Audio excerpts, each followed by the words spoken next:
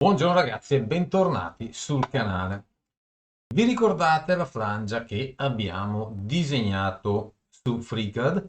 Come vi avevo detto, lo step successivo alla realizzazione del disegno, che poi noi abbiamo messo anche in tavola, anzi voi dovete aver messo in tavola, io vi ho solo fatto vedere come fare a farlo, era appunto lavorarla. Quindi ora la lavoreremo tramite eCam, come primo step. Faremo prima questa fase, quindi utensili motorizzati, diametro esterno, sfacciatura, foro e precamera, poi la gireremo e faremo la seconda fase con il filetto e la tornitura dell'esterno. Quindi abbiamo gli 8 fori da diametro 8 con l'eventuale svasatura. Andiamo. Allora, abbiamo detto che stavolta con eCam versione 5 si può partire rispetto alla versione 4 non si poteva, dallo step. Quando questo conviene quando si fanno pochi pezzi. Quando, allora, io vi ho già lasciato sulla pagina principale del canale tutto quello che serve per programmare in ISO. E adesso ci stiamo evolvendo, mettiamo da parte l'ISO che è necessario, che bisogna conoscere, ma che è più adatto secondo me a fare le grandi produzioni dove vanno affinati i movimenti e prendiamo in mano nuovamente il CAM per cercare di capire come si ragiona, però avendo noi l'esperienza di tornitori, diciamo CNC tradizionali, saremo sicuramente avvantaggiati nell'utilizzo del CAM rispetto a chi il tornio non l'ha mai visto. Noi il tornio lo conosciamo e usiamo bene il CAM. Quindi apriamo un file esistente, questo file è dove ce l'ho? Dove ce l'ho? In disegni. È la flangia che noi abbiamo disegnato e difatti noi la vediamo qua. La prima cosa che mi chiede è se voglio provare a fare un auto-orientamento e gli dico di sì, vediamo cosa fa. E vedete che la Z positiva esce dal centro del pezzo, quindi mi va bene. Piccola nota, a volte FreeCAD non esporta dei file step non leggibili da eCam. In questo caso il mio consiglio è passare per la versione ad uso personale di Fusion 360 solo per trasformare il file STL o il file step in uno step leggibile da eCam. Diamogli l'ok. Lui crea un grezzo quadro, ma questo non vi deve preoccupare perché noi adesso gli diamo un nuovo step di tornitura e andiamo a indicare un tornio con utensili motorizzati.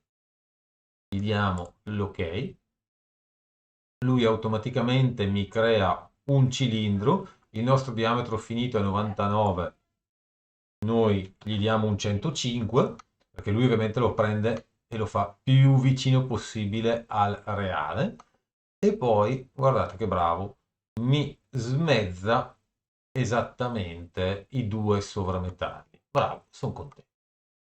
Quindi gli diamo l'ok e cominciamo a lavorare il pezzo. Diciamo che è tagliato di segatrice, quindi al fine di non avere brutte sorprese superficiali, noi facciamo una sfacciatura, quindi andiamo in step di tornitura e premiamo su sfacciatura e diciamo fammi una sgrossatura e una finitura. Sovrametallo in sgrossatura gli andiamo a dire guarda, smusso non mi serve, volendo possiamo fare anche uno smusso. Vedete che lui parte esattamente molto molto vicino al pezzo. Bene, guarda, facciamo così, metodo diametro auto, no, misure manuali, preferisco diametro 107, così parte un po' più alto, ok? Sovrametallo di finitura, gli diciamo 0,5, ok? Poi abbiamo la finitura, va bene, modo diametri lo stesso della sgrossatura, quindi è ok. lui mi ha selezionato 2 utensili secondo i suoi criteri. Se io voglio andare a modificare il discorso utensile, io vado su quest'icona, apri finestra utensili e gli dico guarda, come primo utensile lui mi ha usato un Extra Turn Tool. Va bene, tutto quello che vuoi, però io voglio delle indicazioni più precise. Allora qua ci vado a scrivere CN MG 120408 tagliente QR qualità 4325. Ok, chiedo scusa se sono diciamo delle sigle non perfette. Io è un po' che non utilizzo gli inserti Coromat, però sono ancora quelli che mi ricordo come tipologia di sigle, perché io adesso dove sono uso tanto Tungalo e Walter, però tante cose non me le ricordo. Io un utensile per me vale l'altro, io uso quello che mi dice il cliente. Raggio dell'inserto 0,8, diametro iscritto 12, un 80, ok, va benissimo. Dati di taglio. Dati di taglio, posizione utensile 1 va bene, abbiamo detto che è un 39 nickel cromo molibdeno 4, quindi per adesso diamogli 200 metri, profondità massimi passata 2,5 mi sta bene, avanzamento 0,2 mi sta bene, refrigerante on mi sta bene. Finitura, vado in finitura e faccio la stessa cosa, non uso più il T1 ma uso il T2.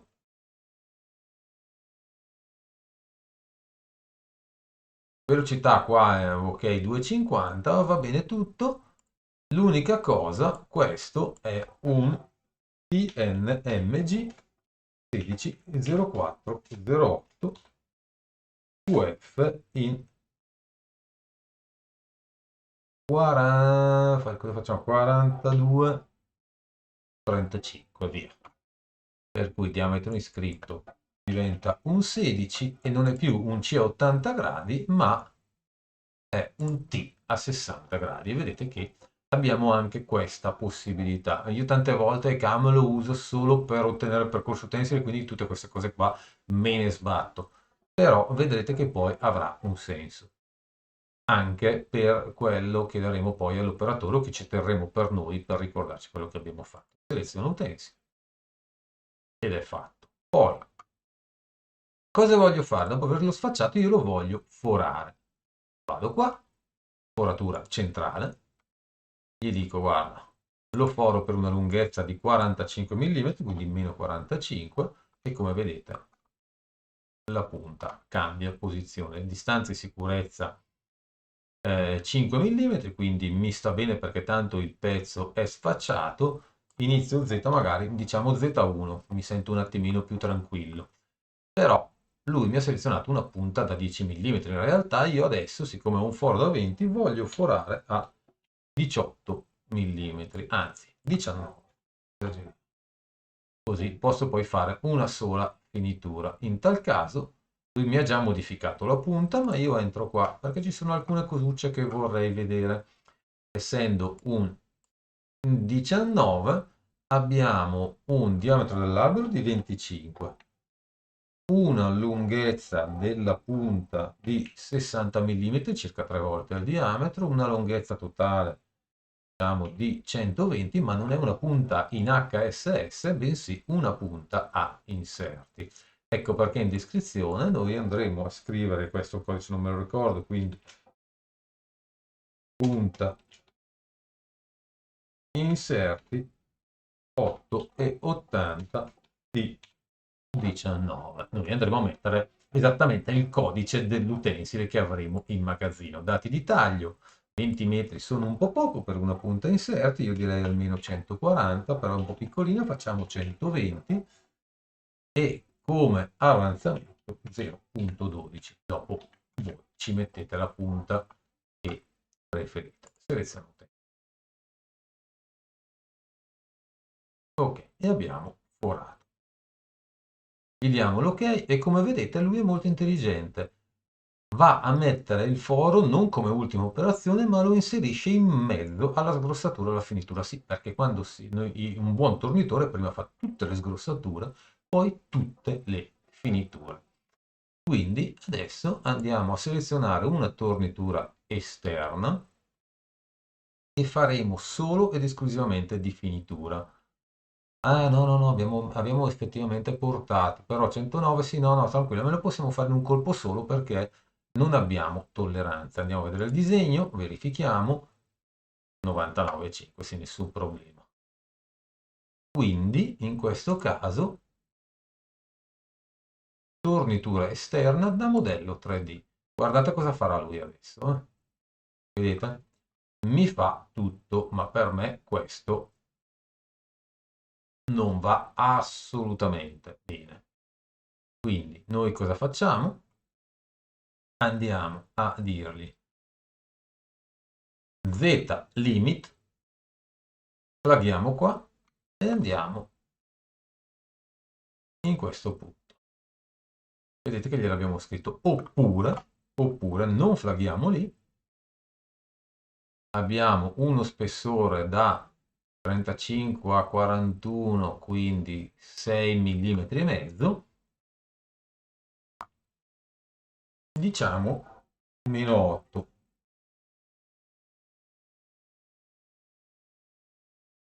Togliamo qua.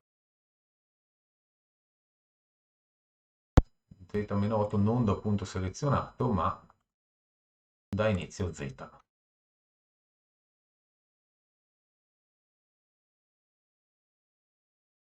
Da origine. Vediamo, perfetto.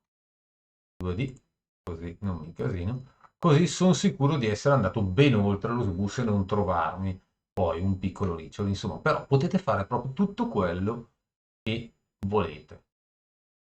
Vedete che lui vi parte da qua sotto in modo tale da prendersi la correzione del raggio e si adagia perfettamente. Poi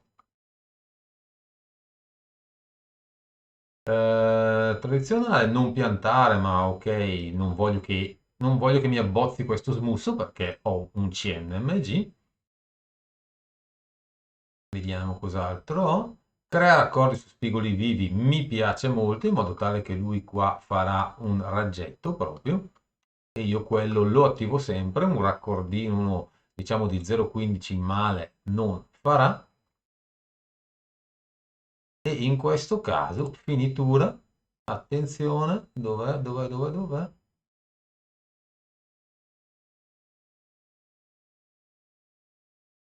Torno qua, finitura con lo stesso utensile, perfetto.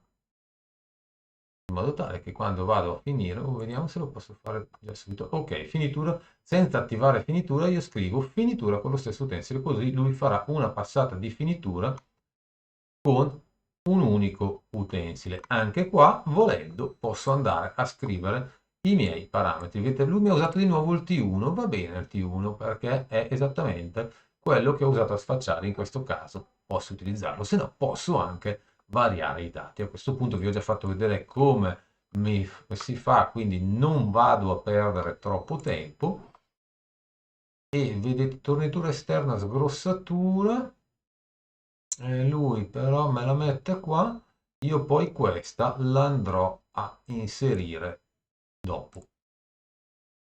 Quindi qua per esempio me le posso spostare, questa sarà la prima delle mie fasi diciamo di sgrossatura, però ora mi devo preoccupare di un'altra cosa, quindi tornitura interna da modello 3D. Guardate che figo. In un attimo lui mi ha fatto la tornitura interna. Abbiamo un diametro 20, non voglio finire in questo momento, ok? Voglio solo sgrossare e mi voglio preoccupare solo di quello. Andiamo qua e gli diciamo, va bene T3, però qua possiamo scrivere barra integrale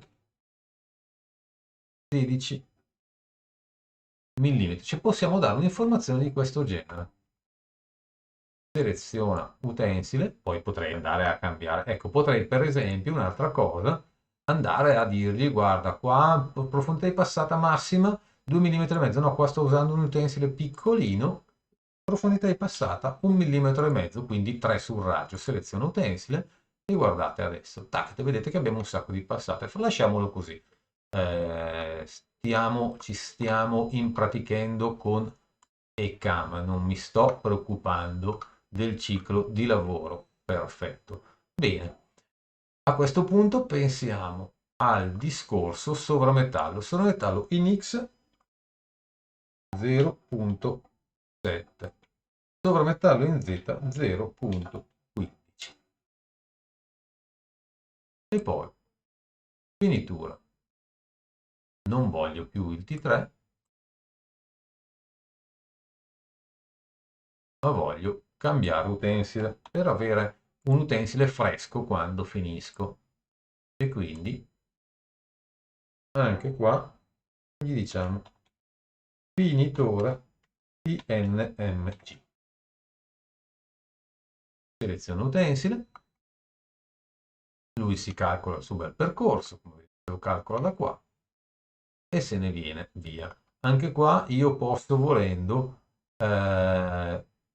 estendere il profilo, quindi vediamo se riesco a mostrarvelo. Estensione a fine profilo 5. Vedete, esce un po' di più, quindi lo farei anche qua. Ok, se lo faccio sull'uno lo faccio anche sull'altro, in modo tale che sono sicuro di uscire dal grezzo e non lasciare qua un brutto gradino che magari taglia le mani all'operatore. Queste sono, diciamo, cose che si vanno ad affinare dopo. Però cosa non mi piace? Non mi piace sta roba qua, e quindi, anche se avevo detto che la lasciavamo così, la rimettiamo a 2,5. E qua abbiamo anche i tempi di lavorazione indicativi. Gli diamo l'ok. Ora andiamo a fare i fori motorizzati, quindi foratura, circolare, seleziona geometria esistente, vediamo cosa mi dice.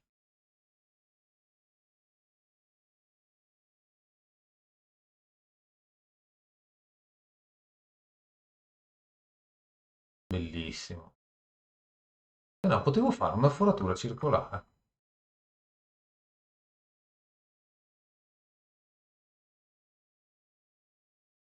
L'unico dubbio ho se mi calcola. Guardate quanto è facile. Allora, mi ha già selezionato, ha riconosciuto il foro, lo ha visto che è da 8 mm.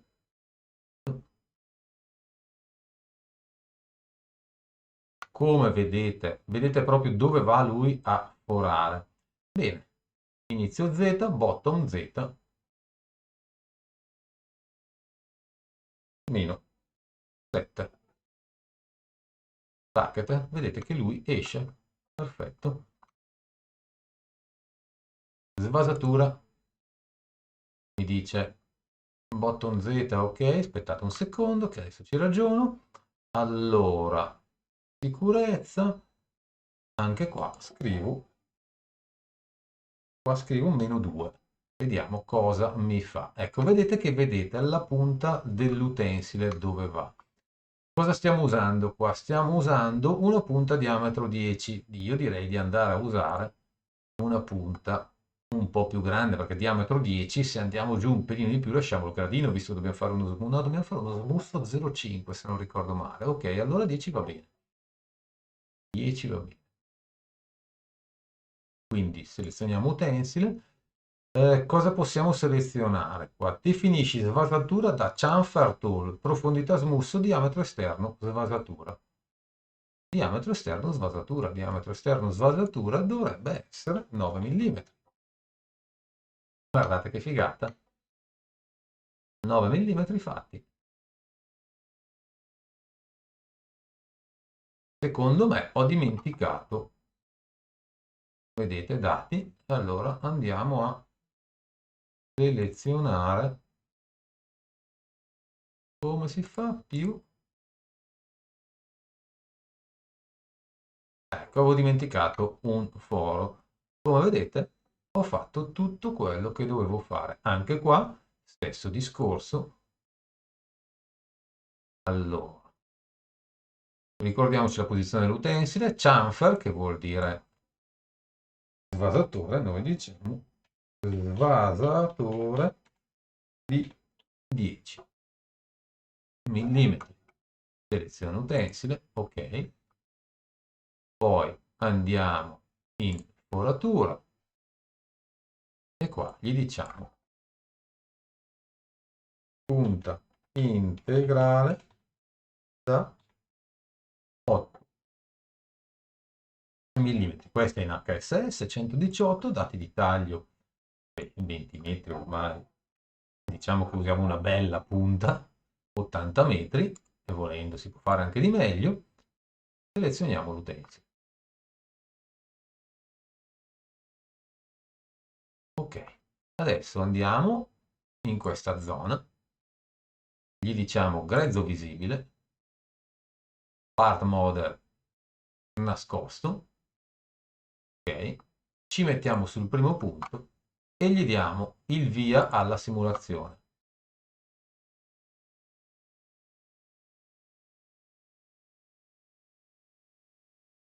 Vedete che arriva la nostra punta, abbiamo già visto una cosa che non mi piace, finitura all'esterno, finitura lì, grossatura, e qua dobbiamo ancora lavorare, sgrossatura dell'interno,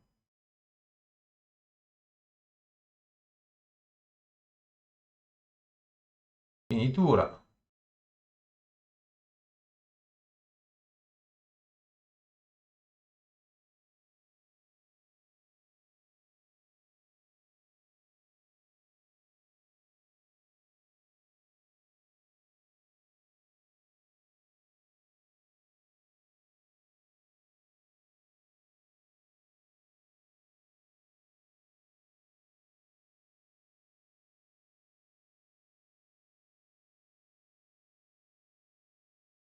perfetto. Ora, il buon tornitore cosa deve prevedere? Deve prevedere una cosa, la finitura, sempre alla fine. Quindi qua abbiamo sgrossatura interna, la mettiamo qua. Tornitura esterna, la mettiamo.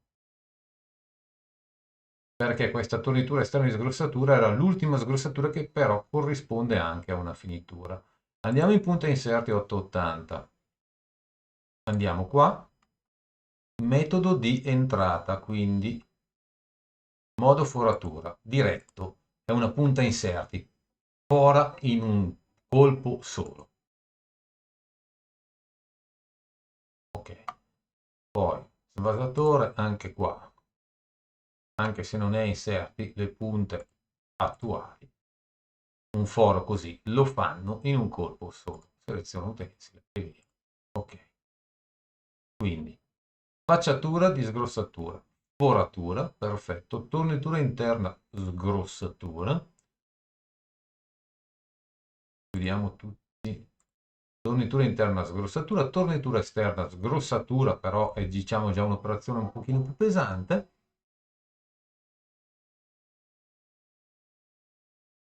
sfacciatura, va benissimo, tornitura interna di finitura e poi le punte. Così mi piace. Andiamo, se selezioniamo un punto e facciamo un punto a metà e facciamo la simulazione, partirà da metà. Quindi noi selezioniamo la prima operazione e gli diamo l'ok. Possiamo aumentare la velocità se non vogliamo attendere troppo. Ecco, vedete che adesso ha fatto una sola foratura, quindi ha fatto uno step diretto. Ok, a livello estetico abbiamo un inserto un po' grosso nella finitura di sfacciatura, mi sembra. Allora, adesso lo rivediamo.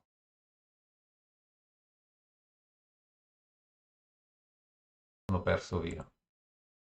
Ecco, vedete che ho fatto l'errore, ripartite da lì. Ok, sfaccia, giusto, fora, fora. Aspetta, sfaccia con un utensile triangolare enorme.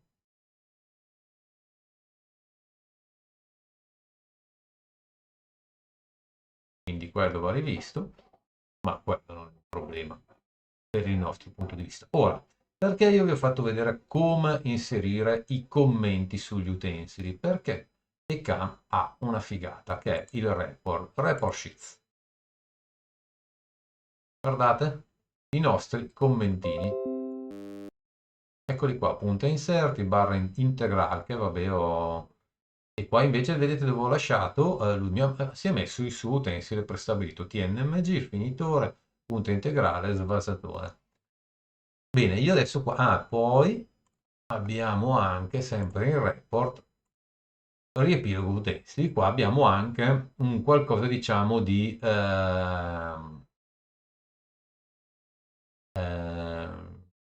grafico per vedere gli utensili che lavoreranno e in che sequenza con il tipo di operazione. Salva e chiudi. Poi, ultima operazione da fare è generare il codice. Anzi, come vedete, lui prima di tutto mi fa un elenco di tutti gli utensili con i miei commenti. Capite che più materiale inseriamo, più lui è contento, anzi sarà contento l'operatore. Poi tutti questi commenti si riporta dietro. Questo è il suo programma. Come vedete lui inserisce un M1 di sicurezza ogni rotazione, anche perché io sto testando il programma, quindi fa una fase, viene via, si allontana, ruota la torretta e si mette in attesa. Sempre. Posso toglierlo modificando il post processo. Dopo noi questo programma lo andremo a mettere in macchina, sicuramente ci darà degli errori e noi andremo a inserire la correzione. Questo lo faremo più avanti nel video. Io adesso mi prendo una pausa, un'altra però prima un'altra cosa, G1 edita macchina utensile, generic late, vediamo se li ho già messi, se no vi farò vedere come fare. Proprietà macchina, non ce l'ho. Ok, allora si va in edita, directory macchine utensili. Come vedete noi qua abbiamo generic 5 assist cutting eccetera eccetera eccetera. Io vi farò vedere alla fine di questo video come andare sul sito di ECAM, scaricare il post processor e c'è il post processor dedicato Fanuc. Compileremo alla fine la parte finale del programma con quel post processor, andremo nel simulatore Fanuc e lo inseriamo, vediamo se mi dà degli errori. Se mi dà degli errori vi farò vedere cosa. Questo. Allora, edita, direttori macchine utensili, magazzino, questo. Da qua, da G1, una volta che io edito la macchina utensile, io posso andare a vedere come mi compila il programma all'inizio e fare eventualmente una modifica. Per esempio, vedete che qua ho l'M1, se io vado, vediamo se lo trovo, con l'automatica, eccolo qua, se io vado a cancellare questo M1, quando poi andrò a compilare il programma non mi metterà più questo M1, questo è un po' una sorta di post processor, diciamo, personalizzabile e voi questo potete farlo con ed è anche questa una gran figata. All'inizio ci si incasina un attimo, nessun problema, casomai ci si scrive le modifiche che si fa e si torna indietro. E però io ho fatto post processor un po' per tutte le macchine dei clienti che hanno deciso di utilizzare questo software. Io devo dire che gli faccio parecchie pubblicità, anche se non ci prendo un euro, anche perché è un software che costa davvero poco e rende la vita un po' più facile a tutti.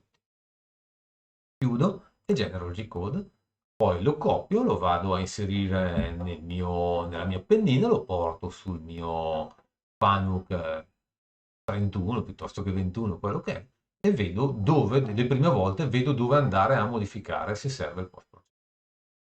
Bene, io per oggi mi fermo qua, ma questo video è la parte 1 della lavorazione meccanica, poi ci sarà la parte 2, poi ci sarà quello che sarà l'ingresso in macchina che noi faremo tramite il nostro simulatore. Io vi ringrazio per essere stati con me, spero che ciò che avete visto sia di vostro interesse.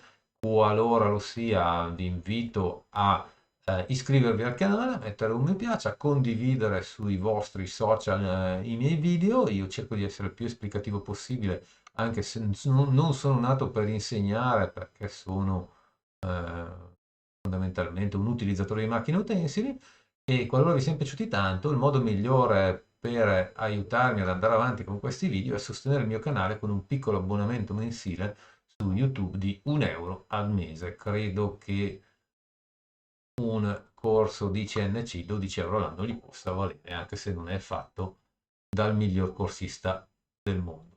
Grazie mille per essere stati con me, vi aspetto al prossimo video. Ciao ragazzi!